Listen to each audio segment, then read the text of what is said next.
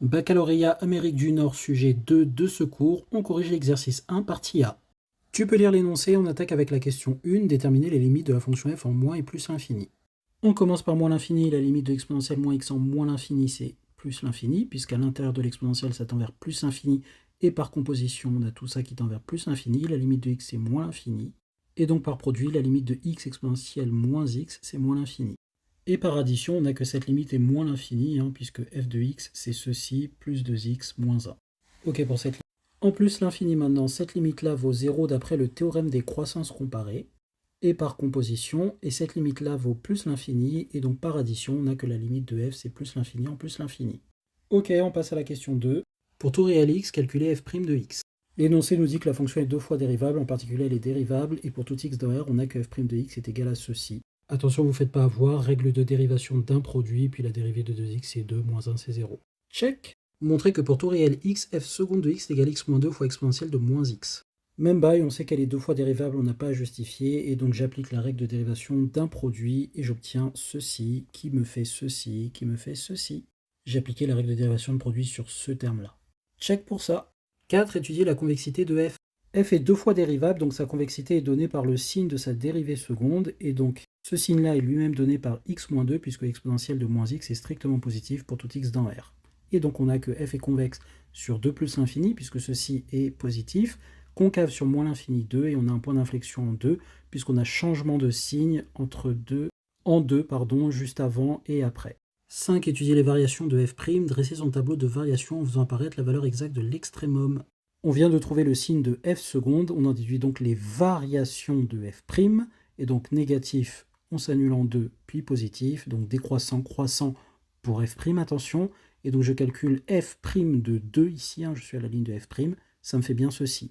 Puisqu'en remplaçant ici par 2, j'ai exponentielle moins 2 exponentielle de moins 2, plus 2, donc j'ai bien 1, moins 2, moins 1 exponentielle de moins 2, plus 2. Check pour ces deux questions.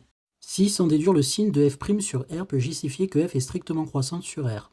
On a que 2 moins exponentielle de moins 2 est strictement positif, parce que 2 est plus grand que exponentielle de moins 2, parce que 2 exponentielle de 2 est plus grand que 1. Chacun d'entre eux est plus grand que 1. Et vu que cette valeur est le minimum de f', ça veut dire que toutes les f' de x sont supérieures ou égaux à ceci, et donc sont tous strictement positifs. On en déduit le signe et les variations de f en mettant les limites. Check. 7. Justifier qu'il existe un unique réel alpha tel que f de alpha égale 0 et d'encadrer alpha. F est continue parce qu'elle est dérivable d'après l'énoncé, elle est strictement monotone, strictement croissante d'après la question 6, et sa limite en moins l'infini c'est moins l'infini, sa limite en plus l'infini, et 0 appartient bien à l'intervalle.